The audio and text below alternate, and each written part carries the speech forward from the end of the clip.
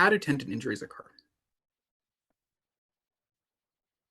These strategies are used to prevent injury because tendon injuries are incredibly common in the horse. I'm sure everyone listening has had a lame horse come up at some way. Even if you just put it on stall rest and it got better, you probably had some degree of tendon injury. It's just like rolling an ankle for us.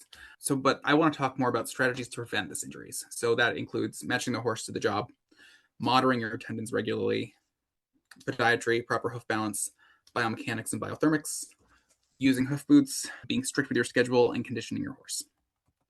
So, is this appropriate? Is this horse appropriate for the job? Is this the right horse for what you're asking?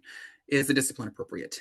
Does your horse physically have the capability to go into jumping? Does your massive draft horse, should it be running around barrels? Does your overweight 16 hand quarter horse that's not fit should be entered into an endurance race? Probably not.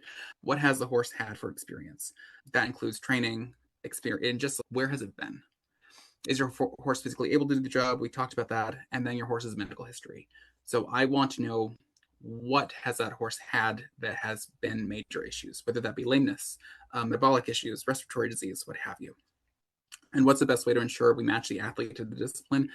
Two ways: involving your trainer. Your trainer is going to be there from day one to the end. Your trainer's much more involved in the process, but also a pre-purchase exam. So I probably do 1 to 2 pre-purchases a week.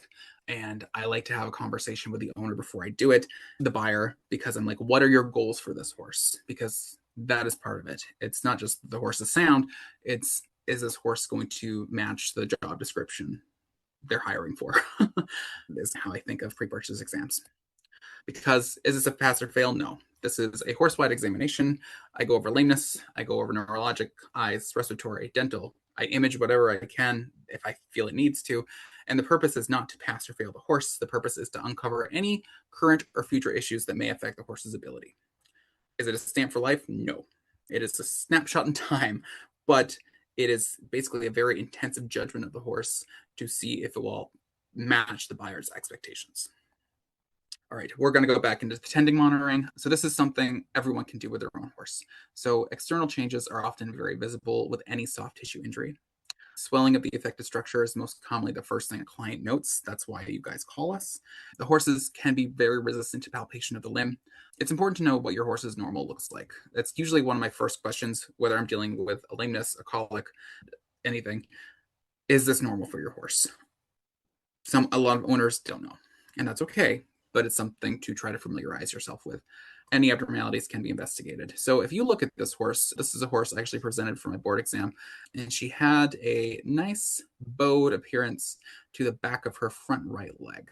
She was really sensitive to palpation of that limb, and she was lame on that leg. So this is a different horse, ironically. Very similar. This is a 24-year-old or so with a nice bowed appearance, tendon appearance. On ultrasound, this tendon was much enlarged. It should be about a little less than the size of this deep digital flexor tendon. This is a superficial digital flexor tendon that was huge. And this horse was totally unbothered by it. Just something to note that, hey, this could be causing a lameness, but this is his horse's normal.